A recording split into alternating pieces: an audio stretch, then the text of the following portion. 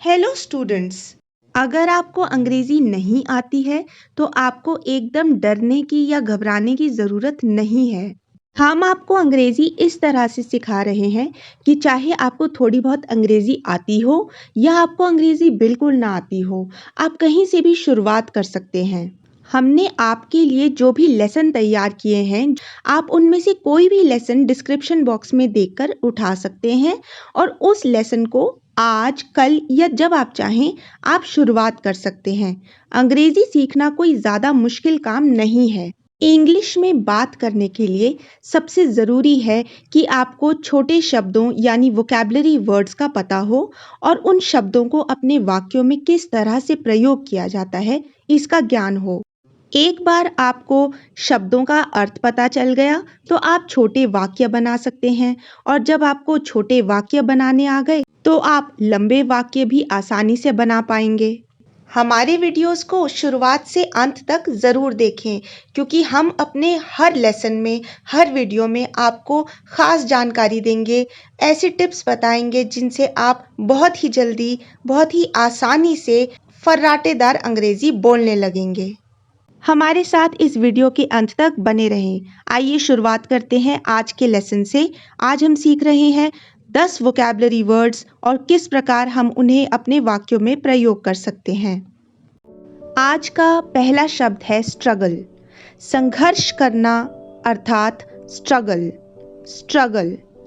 यदि हमें स्ट्रगल को अपने किसी वाक्य में प्रयोग करना है तो हम इस प्रकार कर सकते हैं।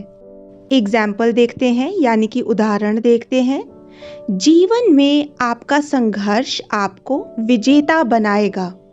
इस वाक्य को जब हम अंग्रेजी में बोलेंगे तो कुछ इस प्रकार बोलेंगे, your struggle in life will make you a winner. Your struggle in life will make you a winner. Her vocabulary शब्द से आप अनेक सेंटेंसेस बना सकते हैं। जब आप शुरुआत करें अपने आप कोई नई सेंटेंस बनाने की, कोई नया वाक्य बनाने की, तो आपको घबराने की बिल्कुल ज़रूरत नहीं है। आपको ये नहीं सोचना कि सुनने वाला, सामने वाला आपका मजाक उड़ाएगा और आपकी गलत अंग्रेजी पर हंसेगा। आप कोशिश करते रहें, प्रयत्न करते रहें। अभ्यास करने से ही आपकी अंग्रेजी में सुधार होगा, तो अभ्यास करना बिल्कुल ना छोड़ें। आइए चलते हैं अगले शब्द की तरफ। जवाब देना यानी रिप्लाई। रिप्लाई। एग्जाम्पल, इस संदेश का जवाब ना दें। Do not reply to this message. Do not reply to this message. निर्भर होना, depend on. Depend on. Example देखते हैं। अच्छी फसल बीज की गुणवत्ता पर निर्भर करती है। Good crops depend on the quality of seeds. Good crops depend on the quality of seeds. सामना करना, फेस। फेस। जब हम किसी चीज़ का सामना करते हैं तो अंग्रेजी में हम कहते हैं कि हमने किसी चीज़ को फेस किया है। आइए एग्जाम्पल देखते हैं। आपको साक्षात्कार का सामना करना होगा। You have to face the interview. You have to face the interview. विचार, थॉट। थॉट। अपने विचार को क्रिया में बदलें। Change your thought into action. Change your thought into action. ठहरना, स्टे। स्टे। तुम आज रात यहाँ क्यों नहीं ठहर जाते? Why don't you stay here tonight? Why don't you stay here tonight? अगला शब्द है काम करना यानी वर्क, वर्क। उदाहरण देखते हैं। बहुत काम करने की जरूरत है।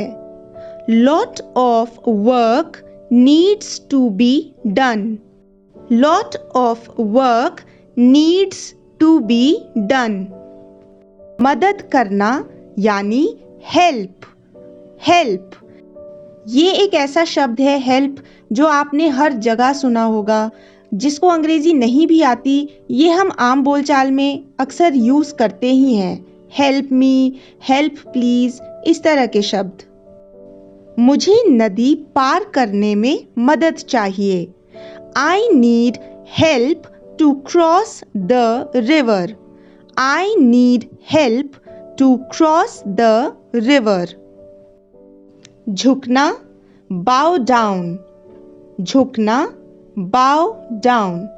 अगर आप ईमानदार हैं तो कभी किसी के सामने ना झुकें। Never bow down to anyone if you are honest. Never bow down to anyone if you are honest. और ये बात सच भी है।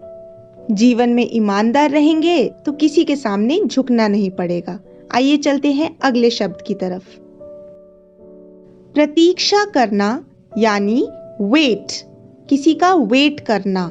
प्रतीक्षा और इंतजार एक ही चीज है। एग्जाम्पल, मुझे ट्रेन के आने का इंतजार करना होगा।